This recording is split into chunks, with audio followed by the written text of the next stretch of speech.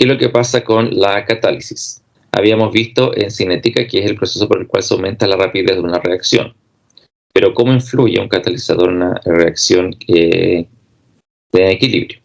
Bueno, ya saben que el catalizador es una sustancia que aumenta la rapidez de una reacción química porque disminuye su energía de activación. Y esto es lo que habíamos visto. La curva en naranjo es la curva sin catalizador, y la curva en verde es la curva con catalizador. Entonces siempre hay diferencias. Bueno, en todo caso, este es un perfil de energía para una reacción exotérmica. Vimos lo que era la catálisis homogénea. Ya estoy recordando esto porque lo tengo que poner aquí para que ir al punto, digamos, que era cuando todas las sustancias y además el catalizador estaban en la misma fase, que se incluía en la rapidez de la ley de rapidez de la reacción.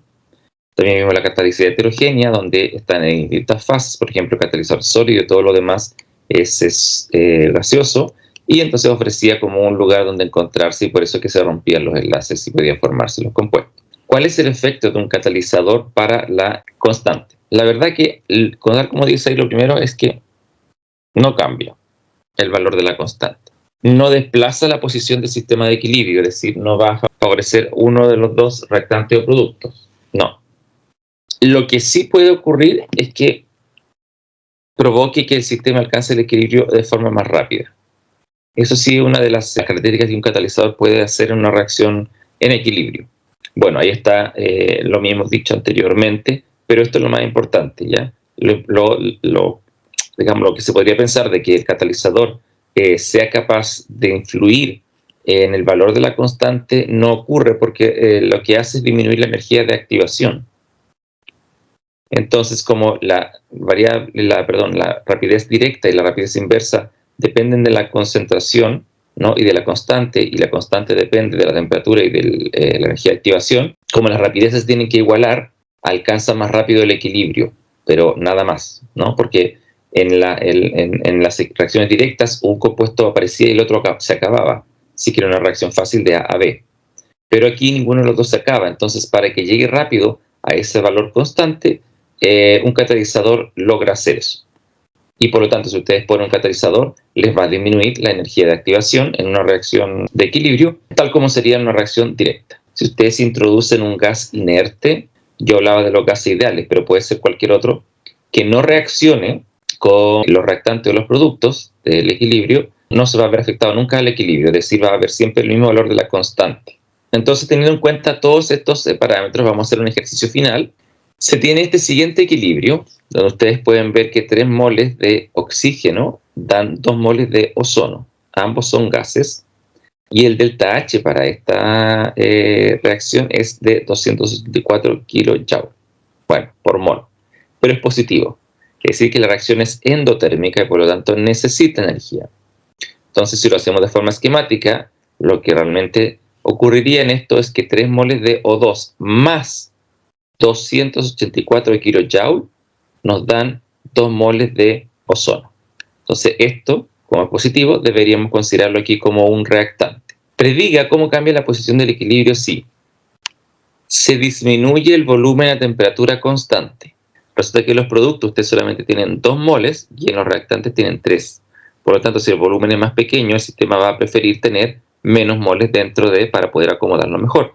Así que se va a favorecer la formación del producto. ¿Qué pasa si se agrega oxígeno gaseoso? Es decir, empiezan a agregar esto y la concentración de esto empieza a aumentar, aumentar, aumentar y aumentar y aumentar. Ahora, ¿cómo cambia el sistema? ¿Qué se favorece? Esto, como ahora es muy grande su concentración porque hemos metido mucho, evidentemente que hemos descompensado el equilibrio y por lo tanto, ¡pum!, tenemos que transformarlo en ozono porque hay demasiado oxígeno. Y lo último es que se disminuye la temperatura. Al disminuir la temperatura quiere decir que disminuye el calor. O sea, estamos enfriando. Y lo que nos está diciendo esto es que la reacción para que ocurra, es decir, para que el oxígeno pase al ozono, necesita energía endotérmica, es que estoy disminuyendo la temperatura, es decir, estoy haciéndolo más frío. Piensen que lo que la reacción necesita, o sea, para que esto ocurra, es que necesita calor. Por lo tanto, si yo le diera calor, esto se diría hacia los productos, pero estoy disminuyendo la temperatura, o sea que estoy sacando el calor. Por lo tanto, ¿qué va a ocurrir? Va a favorecer los reactantes. Y al contrario, evidentemente que si yo aumentara la temperatura, vamos a favorecer entonces la formación del producto, porque eso es lo que necesita. Necesita calor. Ahora, tenemos un problema que no sé si lo notaron. Si yo disminuyo la temperatura, que acabamos de dar cuenta que estábamos favoreciendo la formación de reactantes. Entonces, estos reactantes ocupan más espacio que el producto. Y si entonces yo disminuyo el volumen también, ¿cuál de los dos va a ganar? ¿Este o este? Porque me están ocurriendo efectos contrarios. Puede ser que no pase nada, ¿ok? Entonces, la pregunta es si la magnitud del cambio A es mayor o menor que la magnitud del cambio C. En ese caso, ustedes no tienen cómo saberlo, tendrían que hacer el experimento. Por lo tanto, cuando llegamos a esta parte, esto de dilucidar de forma cualitativa hacia dónde se va a favorecer la reacción, ustedes solamente pueden decir A solo, B solo y C solo, pero no pueden mirar las tres a la vez.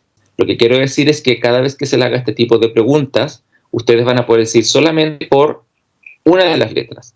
Entonces, tal cual como lo hicimos ahora, hablamos de A sin saber qué es lo que pasaba con B y C, resolvimos B sin incluir A y C y resolvimos C sin incluir A y B. Por lo tanto, para terminar entonces, yo dije que el señor Le Chatelier había hecho una gran contribución y ustedes vieron todo lo que hicimos con los sistemas en equilibrio cuando nos molestamos y cómo respondió el sistema. Entonces, querría saber si alguien me puede enunciar el principio de Le Chatelier con sus palabras. De forma formal, valga la redundancia, es el siguiente.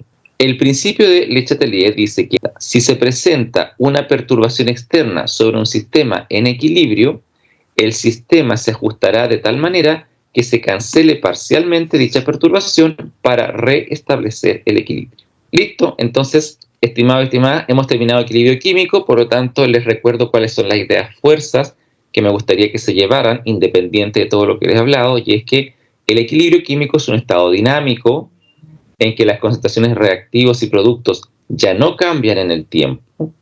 Además, el equilibrio químico queda caracterizado mediante una constante, que es la constante de equilibrio, y que solo depende de la temperatura.